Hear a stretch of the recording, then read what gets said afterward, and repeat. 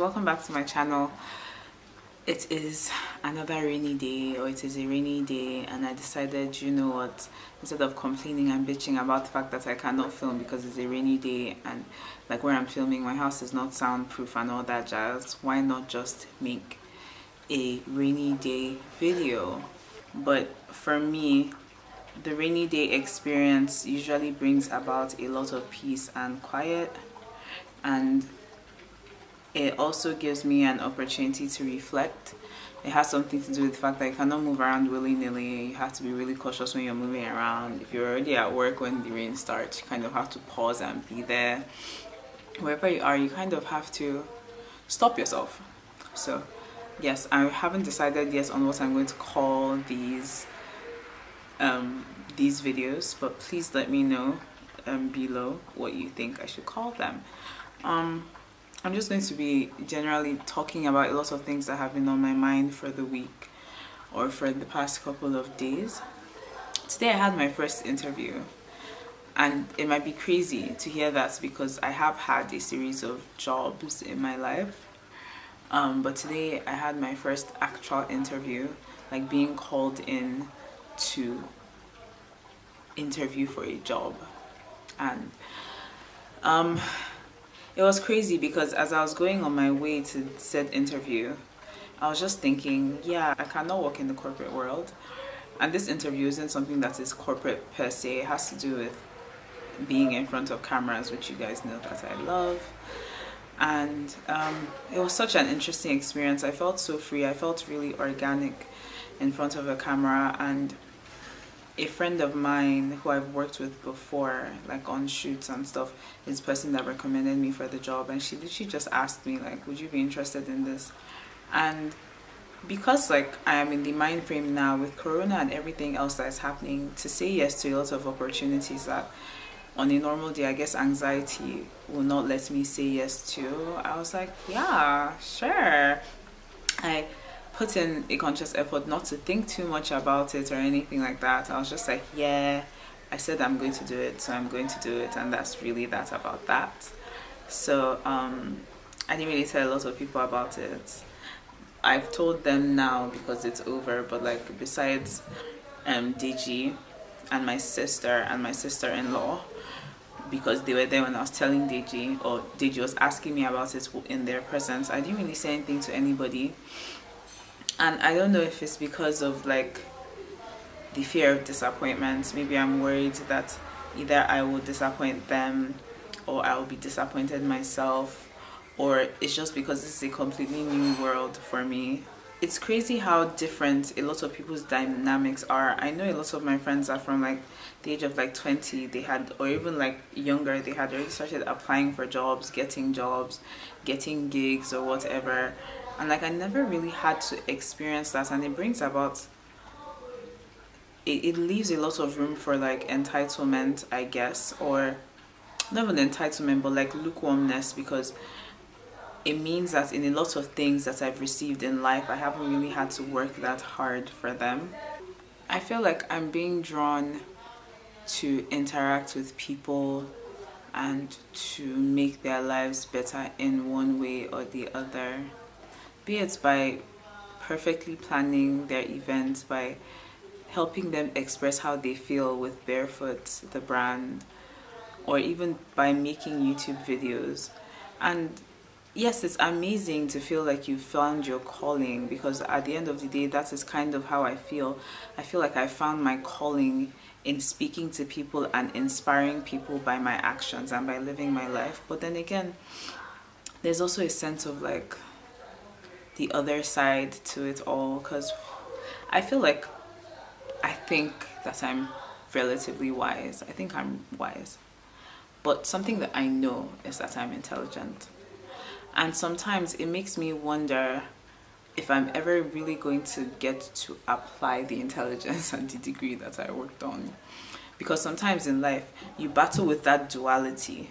Like, you want to be the person that is relatable and people are like, oh my gosh, that makes sense, and stuff like that, and like people can change or improve their lives through you.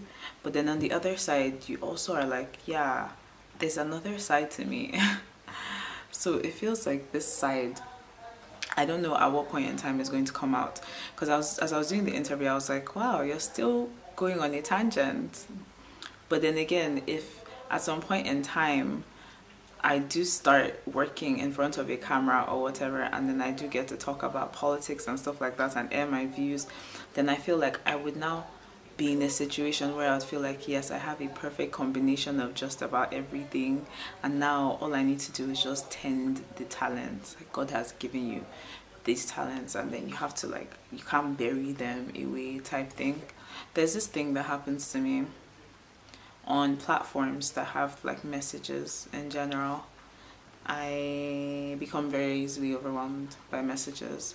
So like during the proposal and stuff like that and all that jazz, I was basically stocking up on a lot of messages, and especially the private messages, and like it would just be too much. Like anytime I would go on my phone, I'd be like, okay, it's time to answer these messages, I'll just see like 15 or 20 or 50, and I'm like, yeah, no, I'm not doing that.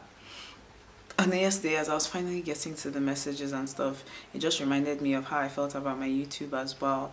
Like with you guys, thank you guys so much for the people that have still been commenting even when I don't respond. But I've been trying to put in a conscious effort now to respond. I respond even I respond pretty early to messages that I get on my YouTube, or like comments I get now than I did before, because I would let them like stock up. Then by the time I'm looking at them, I'm just like, God, I love these people and I want them to know that I care about them, but like, why do I feel so overwhelmed? And then yesterday when I was going through my messages, somebody actually made a comment about it, and she was so sweet and so respectful about it, and she was like, yeah, like, we really love the opportunity to engage with you, but like sometimes you don't reply, you don't even like our comments and stuff like that. And I was just like, just had to tell her, babe, I've actually been liking comments more recently, but yeah, it's definitely something that I'm working on. And like, if you're watching this, I really appreciate you for bringing it up and for calling me out, because I didn't feel anything but love in that conversation. And I was seeing so many messages from people that I should have seen like a month ago, telling me about how like I changed something in their life, I've changed the way that they think about this or that, and like, it just makes me want to tell you guys that it is so important to find your purpose, because when you find your purpose, you'll be fed. Like, you'll keep on being fed by that purpose. And what do I mean by that? I basically mean there'll be times when you're doing whatever you're doing and you get tired, but God will just bring up somebody from somewhere that will re-inspire you and let you know from an outsider looking in what the experience looks like being with you, what you have impacted in them. And that's really awesome. So yeah, that's going to be the end of today's rainy day something. I'm really hoping that you guys help me out with this, the name of whatever this is going to be, because I cannot do this one by myself. So please comment below, and if I choose your comment, you'll definitely get a shout out. Which one of you, how many of you saw when I exposed all you Cerelac eaters and drinkers and Golden One drinkers on my Instagram? I really want to find a way to incorporate you guys more into my social media and stuff like that. So I'm feeling like at certain points in time I might start doing like birthday shout outs or like something for you guys. Like, I just wish a lot of you were in Abuja. Let me know where you are, by the way. Let me know where you are.